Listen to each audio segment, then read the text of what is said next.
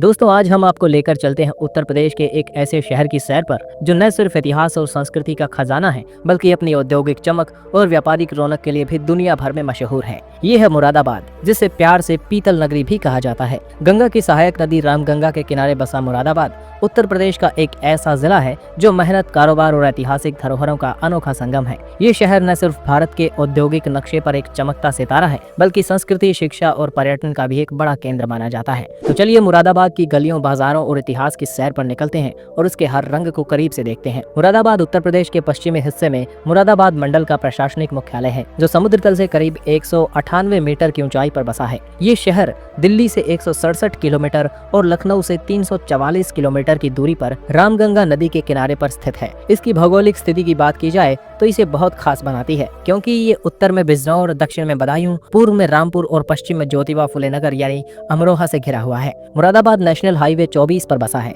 और उत्तरी रेलवे का एक प्रमुख जंक्शन भी है, जो इसे दिल्ली, लखनऊ, बरेली, हरिद्वार और अन्य बड़े शहरों से जोड़ता है। शहर का पुराना नाम चोपला हुआ करता था और इसका इतिहास 14वीं सदी तक जाता है, जब ये कटेहर क्षेत्र का हिस्सा था। 1625 में मुगल बादशाह शाहजहां के बेटे मुराद बख्श के नाम पर इसका नाम मुरादाबाद रखा गया, जब उसके गवर्नर रुस्तम खान ने इस शहर को बसाया और रामगंगा के किनारे एक किला और जामा मस्जिद बनवाई। मुरादाबाद का इतिहास बेहद समृद्ध और रोचक है। 1857 के प्रथम स्वतंत्रता संग्राम में मुरादाबाद ने भी हिस्सा लिया, जहां स्थानीय लोगों ने ब्रिटिश शासन के खिलाफ विद्रोह किया। आज भी शहर का जामा मस्जिद और पुराने किले की दीवारें उस दौर की कहानियां बयां करती हैं। 2011 की जनगणना के अनुसार मुरादाबाद जिले की आबादी 47,72,000 थी, जो उत्तर प्रदेश में दूसरी सबसे अधिक थी। 2011 में संभल जिले के अलग होने के बाद बचे हुए मुरादाबाद जिले की जनसंख्या 31,26,000 हुई। जनसंख्या घनत्व यहाँ पर 1284 व्यक्ति प्रति वर्ग किलोमीटर है और लिंगानुपात की बात की जाए तो 1000 पुरुषों की आबादी पर 910 महिलाएं पाई जाती हैं। मुरादाबाद की अर्थव्यवस्था इसकी सबसे बड़ी ताकत है। इसे पीतल नगरी कहा जाता है क्योंकि ये विश्व भर में अपने पीतल के हस्तशिल्प के लिए बहुत ही ज्यादा पॉपुलर है। पीतल के बर्तन, सजावटी सामान और धार्मिक वस्तुएं America, Britain, Canada, Germany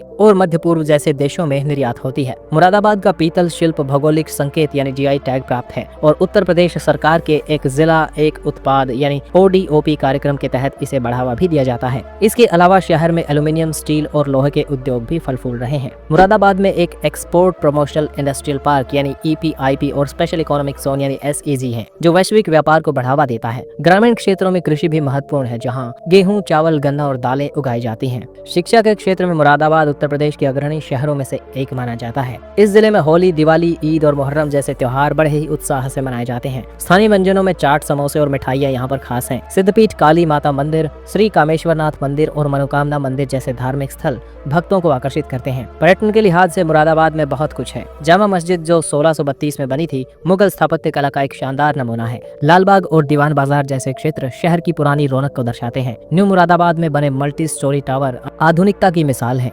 Ramganga नदी का किनारा शांति और सुकून का अनुभव देता है। मुरादाबाद उत्तरी रेलवे मंडल का मुख्यालय भी है और यहाँ से दिल्ली, मुंबई, कोलकाता और वाराणसी जैसे शहरों के लिए सीधी ट्रेनें उपलब्ध हैं। सड़क मार्ग से ये नेशनल हाईवे 24 के जरिए अच्छी तरह से जुड़ा हुआ है, लेकिन हर शहर की तरह मुरादाबाद को भी कुछ चुनौतियों का सामना करना पड़ता है। रामगंगा नदी में प्रदूषण, ट्रैफिक जैम और पुराने औद्योगिक ढांचे का आधुनिकीकरण कुछ प्रमुख समस्याएं हैं। दोस्तों आज की वीडियो में इतना ही। अगर ये वीडियो आपको पसंद आया हो तो इसे लाइक करें और अपने शहर के बारे में ऐसी कहानियां सुनने के लिए उत्सुक हैं तो इस चैनल को सब्सक्राइब जरूर करें। Thanks for watching.